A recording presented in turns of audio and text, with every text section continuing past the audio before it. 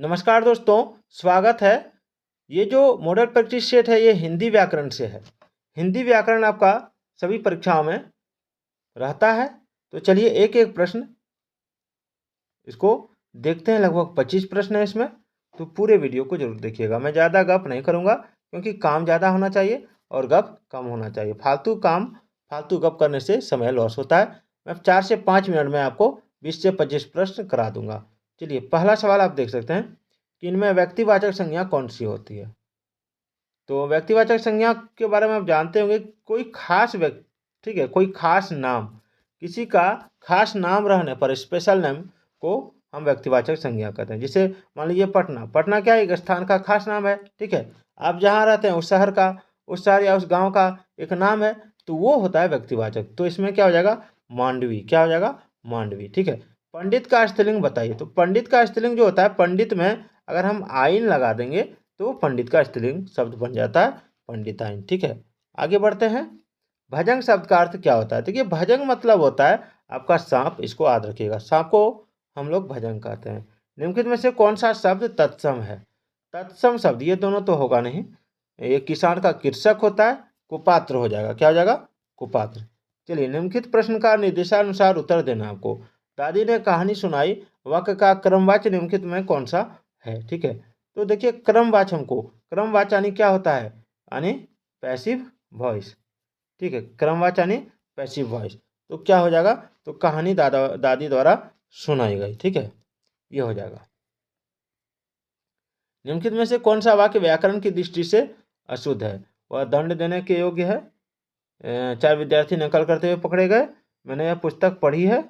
उन्होंने अभी भी खाना खाया है। तो इसमें हो जाएगा आपका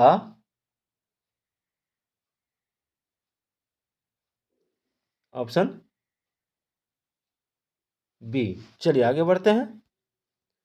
शुद्ध वर्तनी वाला शब्द कौन सा है। तो शुद्ध वर्तनी वाला शब्द यानी सही स्पेलिंग वाला, तो सही स्पेलिंग वाला शब्द इसमें हो जाएगा आपका माननीय, यानी ऑप्शन सी। चलिए, पुनर्जन्म शब्द का सही संधि विच्छेद क्या है। पुनर्जन्म शब्द का सही संधि विच्छेद क्या है।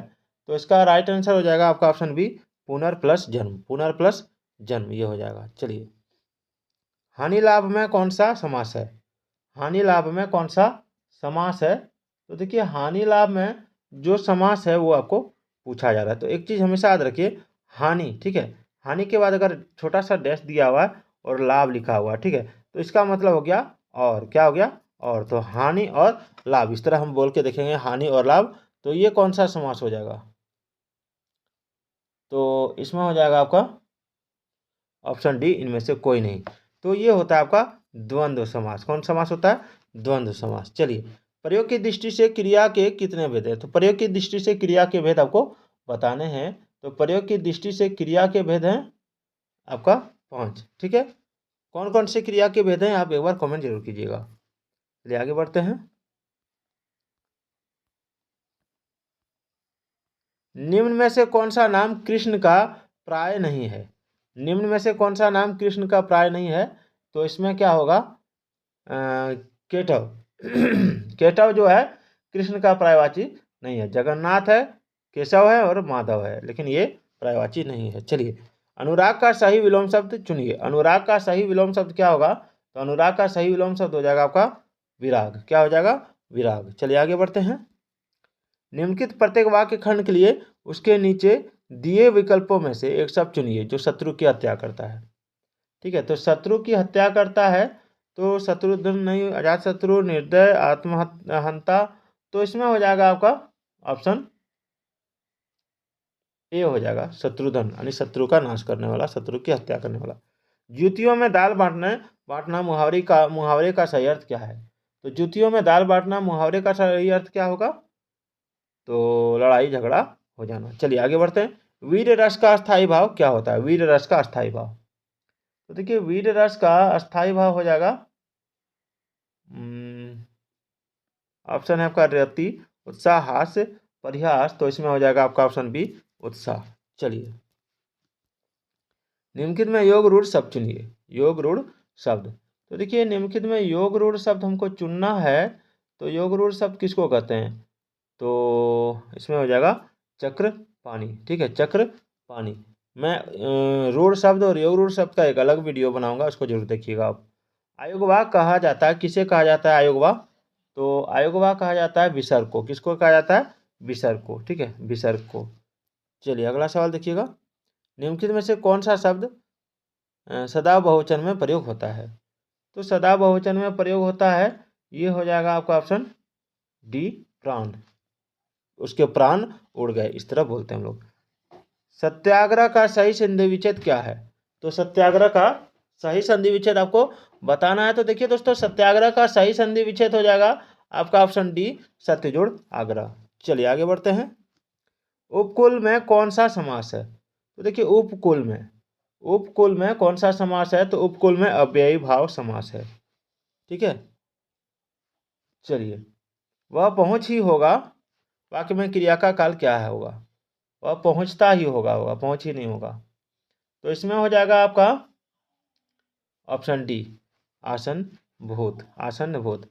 चलिए, अनेकार्थिक शब्द अब्ज के गलत विकल्प का चयन कीजिए। तो अनेकार्थिक शब्द अब्ज का गलत विकल्प आपको बताना है, तो मेघ हो जाएगा। ठीक है, मेघ इसका सही सही मतलब नहीं होता है। चलिए आगे बढ़ते हैं। अगला है सौम्य शब्द का विलोम है। सौम्य शब्द का विलोम बताना है। तो देखिए, सौम्य शब्द का विलोम होता है युग्र। ठीक है, चलिए। चांदनी का पर्यायवाची शब्द नहीं है, तो चांदनी का पर्यायवाची शब्द पूछ रहा है, तो वो हो जाएगा आपका ऑप्शन डी, मयंक। बाद बाकी सब चांदनी का पर्यायवाची है।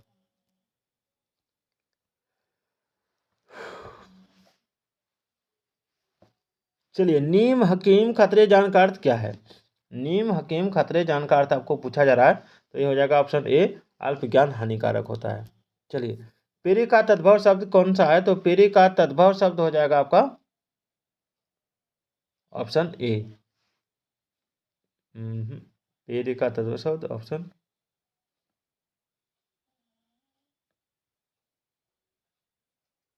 एक मिनट, सी हो जाएगा, पिया। चलिए, किस शब्द की वर्तनी शुद्ध अशुद्ध है? तो किस शब्द की वर्तनी अशुद्ध है, ये पूछ रहा है आपका। भुक्खड़। ठीक है, इसकी वर्तनी अशुद्ध है, इसका होता है भूखड़। ठीक है, तो भुक्खड़ ये गलत है आपका। चलिए आगे बढ़ते हैं। निम्नलिखित में एक वाक्य त्रुटिपूर्ण है, तो कौन सा वाक्य त्रुटिपूर्ण है, ये आपको बताना है। तो निरपराधी को सजा नहीं देनी चाहिए, वह सकुशल घर पहुंच गया, मोती सीप में पलता है, व्यापारी ने 5 कुंतल कोयला खरीदा है। तो कौन सा वाक्य अशुद्ध है? तो ये हो जाएगा ऑप्शन ए, निरपराधी को सजा नहीं देनी चाहिए। चलिए, गिरा हुआ के लिए एक शब्द है, कौन सा है गिरा हुआ के लिए? तो गिरा हुआ के लिए एक शब्द है आपका पतित, या हाँ पतित ही होगा। चलिए, हिंदी काव्य रसों की कुल संख्या कितनी है? तो हिंदी काव्य रसों की कुल संख्या आपका 9 है। कौन है? 9 है। तो आज का ये हिंदी प्रैक्टिस सेट आपको कैसा लगा, कमेंट करके जरूर बताइएगा। तो फिर मिलते हैं। जय हिंद, जय भारत।